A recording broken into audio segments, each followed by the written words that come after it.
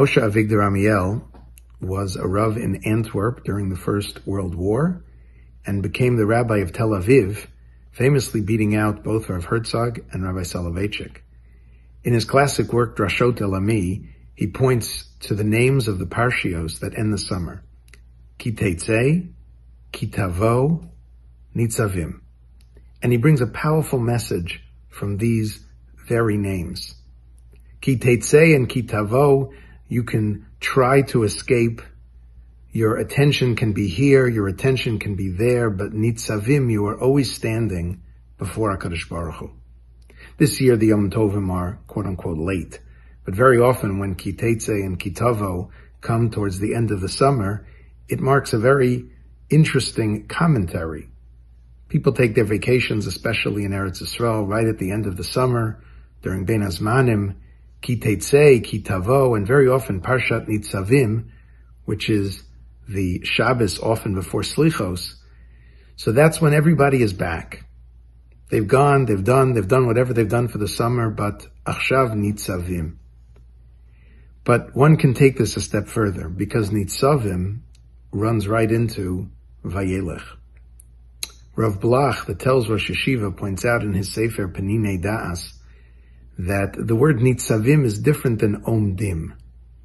Nitzavim is a type of standing that one does when one takes stock before they move forward. It is specifically the type of standing that one does before they walk. It's a certain type of pause that allows one to reflect. One needs to do Nitzavim before they do Vayelekh. When a child learns to walk, there's often a very long time period where they're just kind of holding on before they take their first step. They don't move from crawling to walking.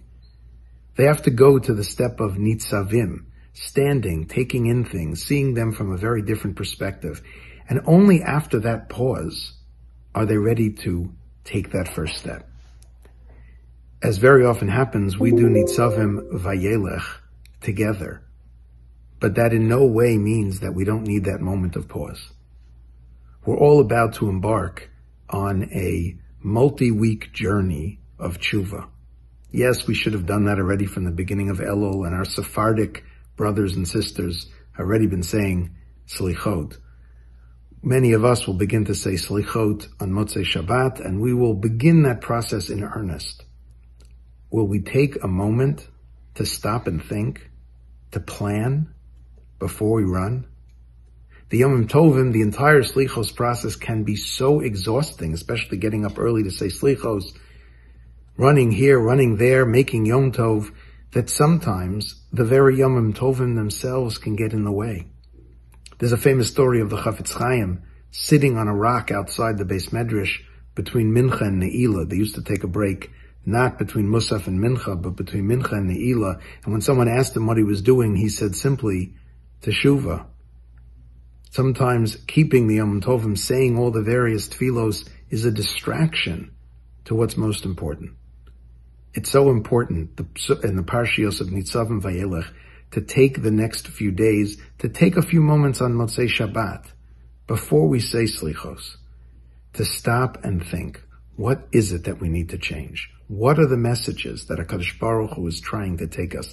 Yes, to tell us, yes, this year it may take more than a few moments to think about those messages, but to stop and think, thinking, to stand in place. Atem Nitzavim is a critical part of the teshuva process before we go forward.